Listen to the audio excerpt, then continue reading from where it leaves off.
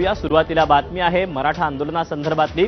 मनोज जरांगे यांनी मराठा आरक्षणासाठी आंदोलनातून एल्गार पुकारल्यानंतर त्यांच्या निशाण्यावर केवळ फडणवीसच आहेत का असा प्रश्न उपस्थित होतोय। कारण पुन्हा एकदा मनोज जरांगे यांनी देवेंद्र फडणवीसांनाच टार्गेट केलेला आहे।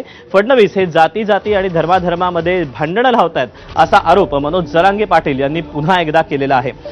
तसंच फडणवीसांनी धनगर आरक्षण संपूर्ण टाकल्याचा आरोपही जरांगेंनी केला। तर मराठा समाजाचे प्रश्न आम्हीच सोडवले हे समाजानं लक्षात घ्यावं असं फडणवीसांनी म्हटलंय। फडणवीसांचं कर्तृत्व काय असा सवालही जरांगेंनी केला आहे।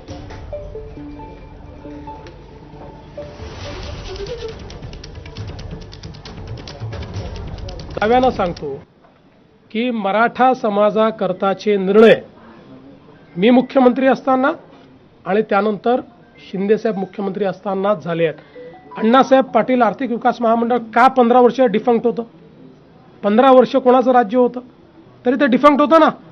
मी ते उभं केलं। धनगराचा फार कार्यक्रम लावून टाकला, आरक्षणाचा, शेतकऱ्याचं सगळं वासुदेव केला, मायक्रो ओबीसीचा देवारा केला, दलित मुस्लिमाचं वाटोळं केलं, सगळं त्या लिंगायत समाजाच्या आरक्षणाचं वाटोळं झालं, सगळं काही समाजाच्या आरक्षणाचा देवारा झालाय।